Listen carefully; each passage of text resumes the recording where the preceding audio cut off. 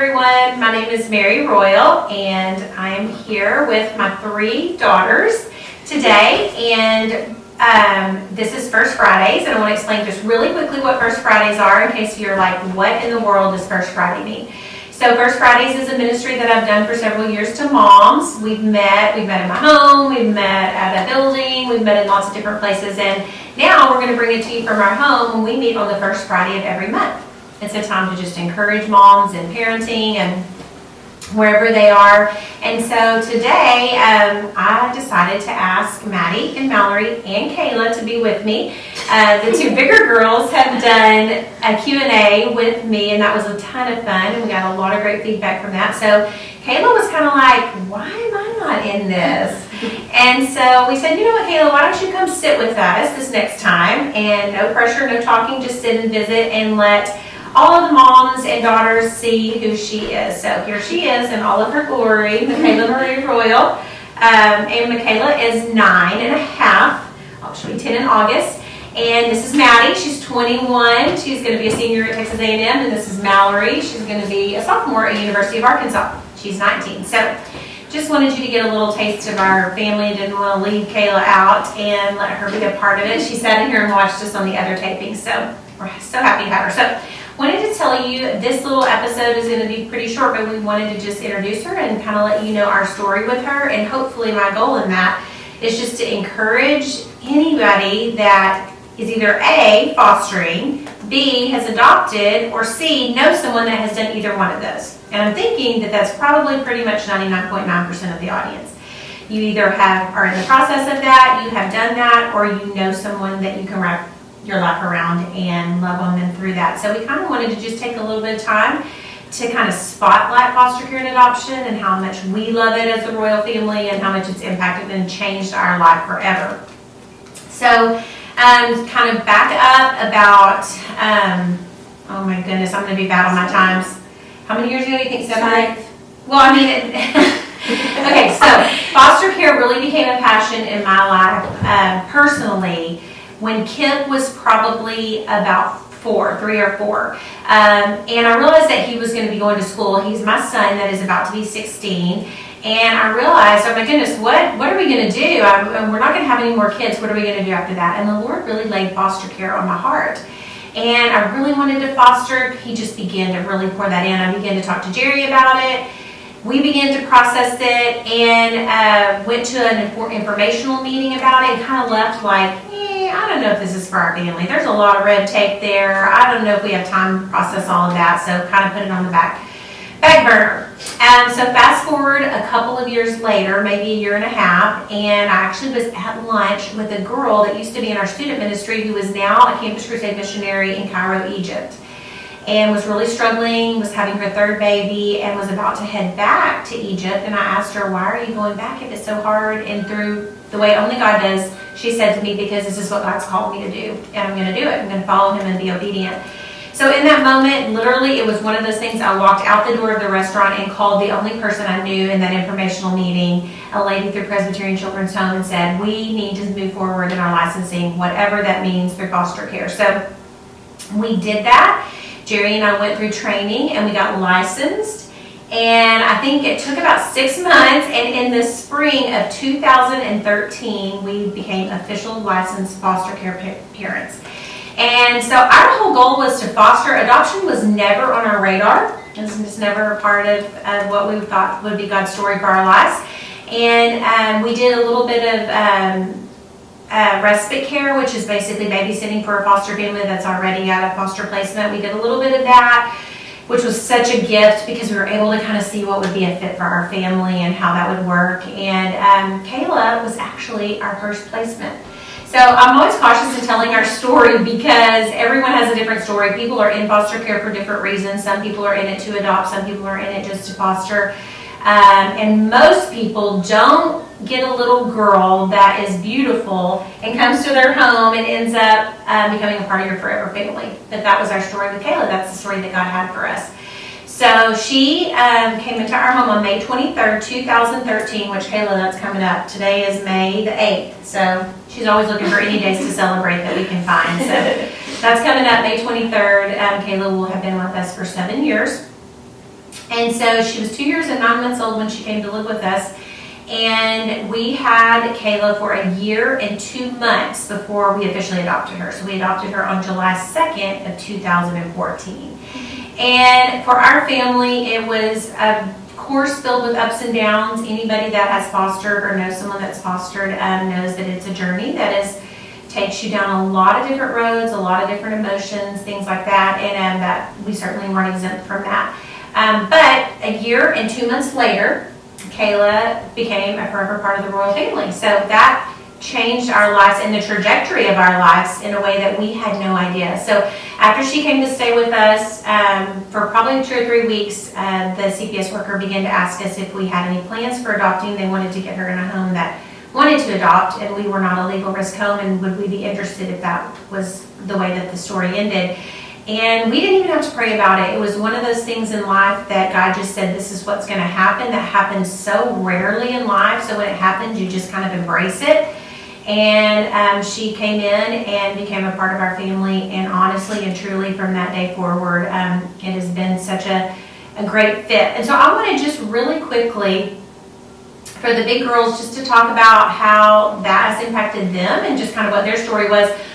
One of the things I didn't say that the reasons we wanted to do foster care, or I wanted to do it, was, and I know most of you can empathize with this, that this world that we live in, it's so hard for our kiddos to understand the value of sacrifice, the value of working. It's so hard to create that for them. And I thought foster care would do that. It would be a great way for my kids to have to not think of themselves, but think of somebody else. And so that was really my goal in it. And man, did that ever come true. Because it is different. There are sacrifices that come in with that. So I just wanted the girls maybe just to speak a teensy bit on that, and then we'll wrap it up. And they were arguing about who's going to go first, so we'll see who won. Mel, are you going to give it and go first? Okay, sure. I don't really know where to start, but I remember the day that she came. I know exactly when I came home. I was in my leotard from gymnastics, pink and red polka dot, and I had an NJHS meeting like 30 minutes from coming home from gymnastics, and they were like, "Hold on, our placement is coming. Like Kayla's coming, she's coming," and I was like, "Oh my gosh!" So she walked in the door and like looked at she was like, her hands were on our door, and she like looked at my parents and called them mom and dad from the second that she saw them, and she didn't even like know, like she hadn't even walked through our door yet, and that was just the first time for meeting them.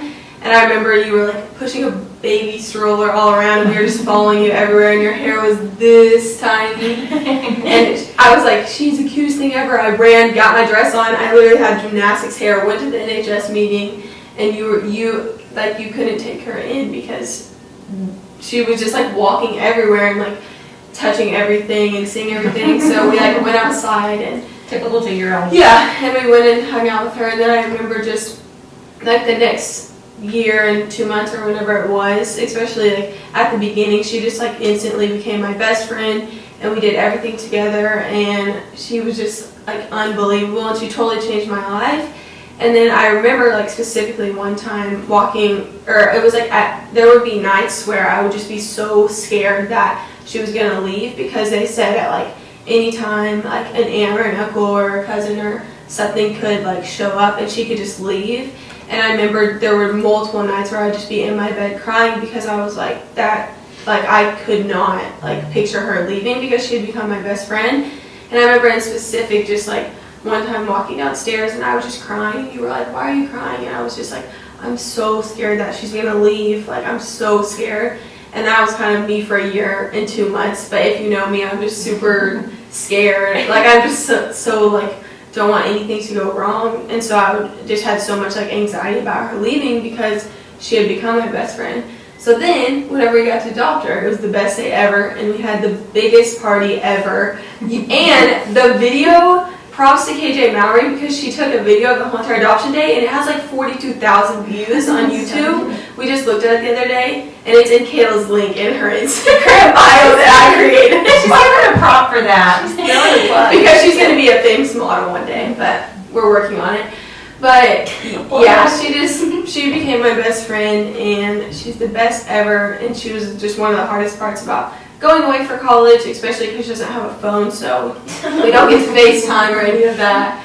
But we keep up through mom's phone and stuff, and it's been so fun being back with her. And when I was trying to think of like what I learned from it, I can't think of just like one thing, because I mean like the overall thing of it was just like she became my best friend, and like we did every single thing together, and we were like attached at the hip. But also, like, I was just thinking about this right now, like anytime anybody asks me like how many kids do you want or something, like a question like that, I say like a lot, but I want to adopt. Like that's just like without like a question, because like that's just like how like y'all have like all of this, so it just made me like duh, like without a question I'm gonna adopt and give somebody the chance of like living in a family that is gonna love them and support them and just like give them the best life possible for them. So I think that was like the main thing I could think of like what it's taught me, but also just how to like love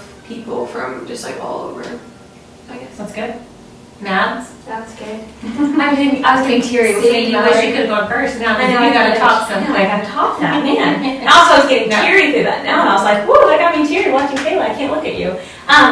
Man, I loved the process of it. I was trying to go back and think, even though I was 14 when she came and 16 when we adopted, that it really does feel like forever ago. I was telling somebody the other day, I don't remember, many of my memories I don't remember without her. Like I don't remember you not being a part of our family. I really don't. And I think from the day that she put her face up into the glass, there was never a day when, oh, she's a foster placement, now she's my sister. That was never, it was like, this is going to be my sister. We just knew it. It was kind of one of those things like, she came, said mom and dad upon seconds, and it was like, okay, she's here. Like, she's here. And it just didn't ever feel like something that was not a part of me. That's just who she was. And so I think the whole process was just so cool. It was so fun. We got super lucky. We hit a big jackpot with Kayla, more than anything. And so I think more than anything, I could go story after story. I feel like Valerie did a good job at telling funny stories, funny anecdotes about Kayla's personality. She's sassy and got all the pictures to prove it. Gonna be a model one day for sure. Already is. But I think one of the biggest things that this whole experience, I mean, for me, I feel like it just launched everything that I want to do. I watched, even in mom's role of her real job, not ministry, but her real job, just getting to advocate for those kids. It was like, man, it launched a career for me. And so I just am thankful for Kayla, because I think, I'm getting teary, but she just gave me what I wanted to do. And the Lord put that in my heart of like, this is what you're going to do because of Kayla. Awesome. It's cool. So that is a little bit of Kayla's story. Now, the last thing we would ever want you to think is that it's been cupcakes and strawberries and butterflies, because there have been hard roads anytime something that is not natural comes into an unnatural way. There's difficulty attached. So there have been lots of tears, lots of sleepless nights, lots of sacrificing on everyone's part. And if anybody has ever fostered and adopted, they know that. So I don't even have to say it. But for those of you that haven't, what I really wanted to just get across in this is that if you know someone that is, you can be such an encouragement to them. God does not call everybody to foster, and He does not call everybody to adopt. I absolutely believe that. We've had people in our lives, my best friends were so great. They wrapped their arms around us. Some of them gave financially to us. Some of them buy things still and help provide for us. Some of them just bring a meal over. Some of them babysat for us, because that's a big thing with foster care is you can't leave your foster children with anybody that's not certified. So I just wanted you to know that, yes, hands down, the Lord has been so gracious in giving us Kayla, and we wouldn't change a thing, but it's a hard road. It's a very hard road. And so love those people around you. Ask the Lord what you can do to bless them, whether it's something financially, whether it's a meal, whether it's saying, can I babysit for you tonight? Or can I just listen to you vent? I talk to so many foster moms who just have so many emotions that they feel guilty about, and they just need someone to talk to. So I really hope that you're encouraged by this was totally the Lord's story for us. It was not anything we ever saw coming, and we would not trade anything for having our sweet Michaela Marie. So hope you guys are encouraged, and we'll see you next time.